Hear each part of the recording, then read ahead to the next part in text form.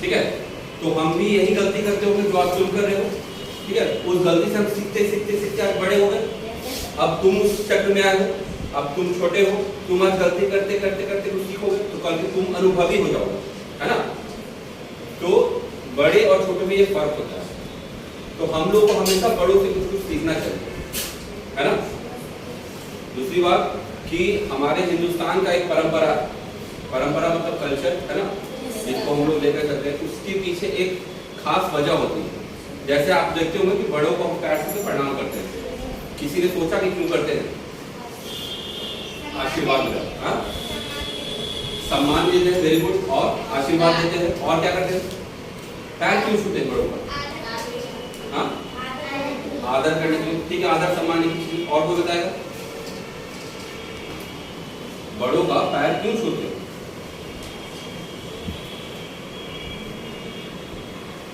इसके पीछे एक साइंटिफिक रीजन है ना।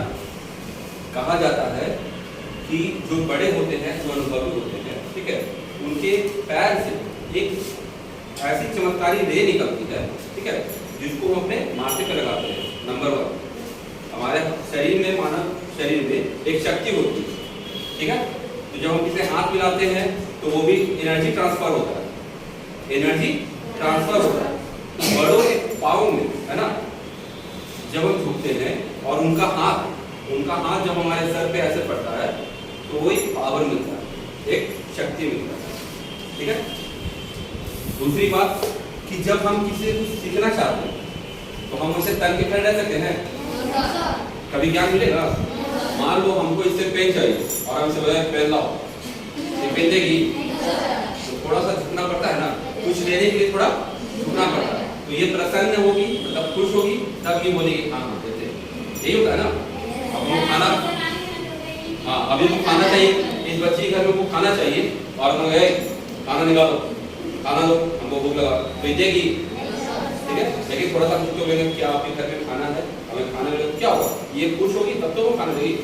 तो जब हम बड़ों के सामने सरेंडर करते हैं, मतलब हम झुकने का मतलब क्या है कि हम आपके सामने झुक गए, हम आपसे छोटे हैं, हम आपसे कम अनुभव रखते हैं, हम आपसे ज्ञान में कम है ना, सब चीज में वो कम है, तभी हम आपको झुक करके अपने आप को समर्पित किए, ठीक है। तो बड़े खुश होते हैं, उनके पास जो एनर्जी होता है, उनके पास जो शक्ति होता है या ज्ञान होता है, तो वो खुश होकर के उसको देते हैं। बात समझ रहा है? तो ये एक तरीका है।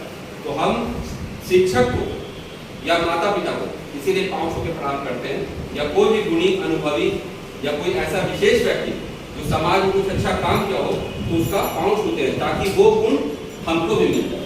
आप समझ रहा है? वो गुण मांगने के लिए हम लोग उनको फुसलाते हैं कि आप खुश हो जाइए, प्रसन्न हो जाइए और वो चीज हमको दे दीजिए। इसीलिए अगर आप लोग चाहते हैं कि आपके टीचर भी आपसे प्रसन्न हो, आपके माँ बाप जो मेहनत कर रहे हैं, है ना, आपके परिवार में दादा होंगे, दादी होंगी, जिनके पास अनुभव है, जिनके पास गुण है, और कुछ ना कुछ उनके पास होगा ही, तो वो आशीर्वाद के रूप में देंगे और जरूर आपको सिखाएंगे। आप सरेंडर कर दो। आप समझ रहा है? तो आज से ये कल्चर हम लोग भी स्टार्ट करेंगे। आप अपने गुरु का, और यहाँ पढ़ने जब भी आइएगा तो अपने मम्मी पापा का पैर छू के प्रणाम करके ही आइएगा, होगा ऐसा? Yes sir. ठीक है, तो मम्मी पापा आपको आशीर्वाद देंगे, जा बेटा, जो काम के लिए जा रहा है वो तुमको प्राप्त हो, यही बोलेंगे ना।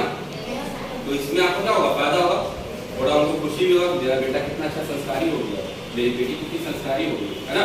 और वो सबसे कहेगी मेरा बेटा बहुत बदल गया, मेरी बेटी आप गाली नहीं देता है, और किसी को मारता पीटता नहीं, इतना कमीना इस तरह से नहीं बोलता, वो पाँव छू के प्रणाम करता है, आशीर्वाद देता है, पढ़ने की जाता है। ठीक है, ठीक है, ऑल द बेस्ट, ये काम करना है।